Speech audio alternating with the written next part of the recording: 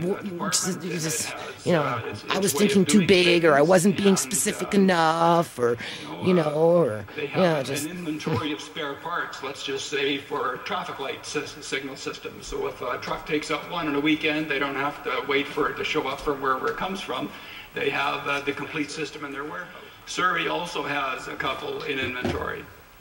And for the same reasons, and it's all good stuff, but you look all over the Lower Mainland, and wouldn't it be neat if an independent party could come in and look at some of this stuff and say, hey, you've got 2, they've got 8, they've got 16. Why don't you, you know, consolidate your inventories and reduce cost to the taxpayer and not reduce services in any way. You also, when we talk about local governments, and I mean, there's recreation programs offered all over the province, and you just can't tell me that over the province that there are a myriad of different ways of doing things, and there are some good ways and some bad ways. And so I think this is a step towards trying to find out what the good ways are, what are the best practices, and let's publish those and make them available to other local governments. Also, too, you know, when they talk about best practices, it's kind of like conflict of interest when, you know, they come in with a piece of legislation, and when they find out that it doesn't necessarily suit what it is that they're trying to do, they will quickly change it. Or they, you know, like through the systems that they have, like they're constantly changing things. You know, they'll say, well, you got to do it this way, and by the time you catch up to do it that way, you found out that it's been changed to something else.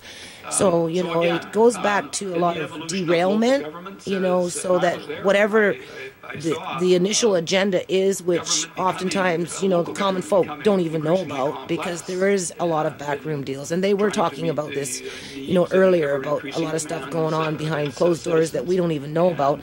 Mining is one of them, I can tell you that right now. Just because I've seen it, you know, written into you know, people's tax forms, right? And people with, you know, not so much the ones with the disabilities and, you know, old age, they're okay. You know, these people are doing actually quite well for themselves, unless, of course, they don't have a good pension. Then I could say maybe, you know, that elderly group is not doing well, just because if you go out up to the rock garden, and you'll find people out there who are old in wheelchairs but don't have the pension plan. You know, that's where they are, because they're not going to be the ones at the front door to get into these care facilities that they have their debates about, because oftentimes these care facilities are pay as you go. So the pensioners that have the pensions that can afford the care facility, you know, they get the first choice and usually fill up what's available, and then, you know, it kind of just, it's classism, really. Even within the elderly population, you know, we're dealing with classism. If you've got the money to buy your way to success, you get the success. But if you don't got the money to buy your way to success, you pretty much just remain as a failure, you know. I don't know how to say it any other way, although I know I'm not a failure. You know, if I thought I was a failure, I wouldn't be wasting my time doing this. You know, because this is documentation. This is, you know, whether you hear it from me and my opinion and my feelings and my experiences, or whether you know, go on Hansard and really do an in-depth reading of what the BC, you know, Liberal government has been doing for the last 11 years in British Columbia, Canada, you know, that's up to you to do the research. But at the end of the day, this is the documentation. My son wanted me to do an autobiography. Well, I don't know if I'm going to be able to sit down and write down every freaking experience I've had since I've been born, you know, but so this is kind of like documenting my experiences, you know, quite quickly, because, you know, I'm talking. I'm not sitting there writing off some 15 freaking paragraphs just to say something in a nutshell, right?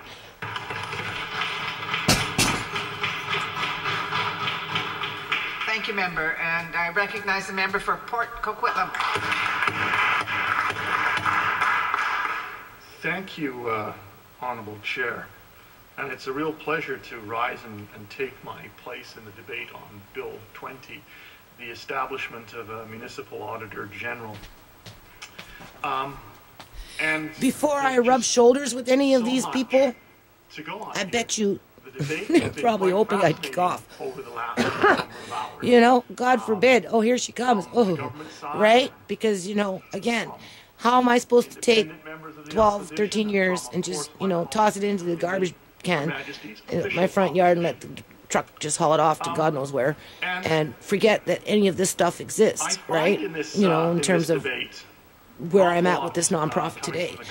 But this is a key, you know, this is a very important key to get these people to realize that if they don't step up to the plate, Canada won't step up to the plate. And if Canada doesn't necessarily step up to the plate, the United States will find it 10 times harder to step up to the plate.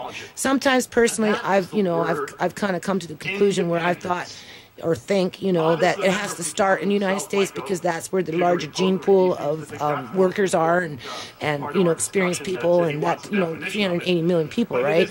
That's a lot of people compared to 34 million in Canada, you know, and we're a pretty passive population, pretty spoiled population, so it's nothing out there to provoke us to really go out there and, you know, and be builders of, you know, grand cities, right? And, you know, and that would include, you know, yeah, they'll build their coliseum and their, you know, their hotels and their casinos up by the waterfront after they've pushed out all the poor people. But, you know, when it comes to building up schools and kitchens and all that, they have no interest in that. So, you know, United States, you know, they have a longer history, you know, maybe it can come from there. I would like to think it should come from there, you know, but at the end of the day, it still has to come from BC. And it has to come from these people. So, it has to. And apparently, government members also purport to have great confidence in the and if you don't give it a chance, you don't try, you never get anywhere. So that's what that $160 million represents, is a chance. Who I have a lot of respect for. Did a little bit of research, as he said, on the nature of the Auditor General's office, provided some history about the establishment of the Auditor General back in 1861 and how it functioned until 1917, and then it was brought back in 1976 by a member of the Social Credit Government, which I'd just like to remind the House was not a coalition government. It was an actual political party that campaigned as a political party that had conventions and resolutions and grassroots organizations and was very much grassroots driven. And it was this is another experienced MLA. With a liberal party, not a BC liberal, but a liberal party in this House. I think he's NDP too. Conservative members. The late Scott Wallace was a member of those conservatives. Been around the block a few times. And I don't know how these people do it year after year after year. Honest God. People coming through the door with their sob stories, you know, and everybody's got a story, right?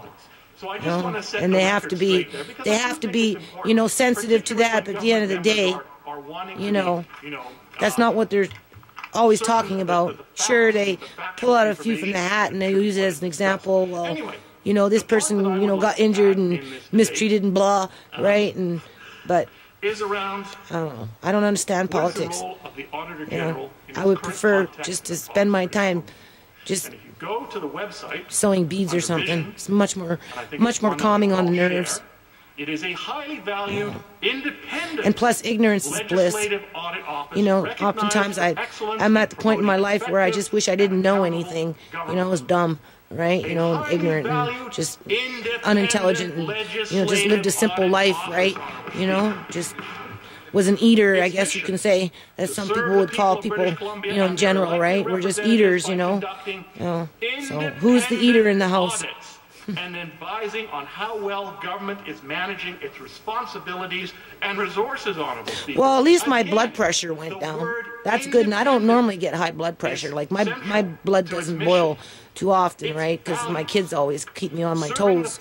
So, you know, but that's not to say it wouldn't rise quickly. You know, get me on the right topic and the right mood.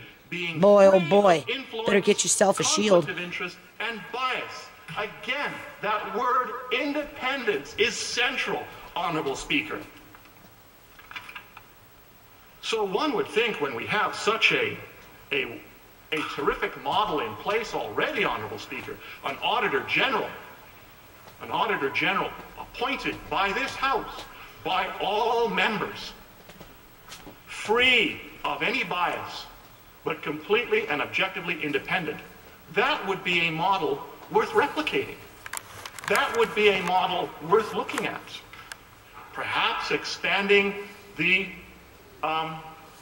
responsibilities and duties of this valued independent office would be something worth thinking about, Honourable Speaker. Now, you see, if I was in there, I'd be hammering on the gavel, right? Boom, boom, boom, swinging around my foxtail, and I'm saying, check it. Honourable Speaker.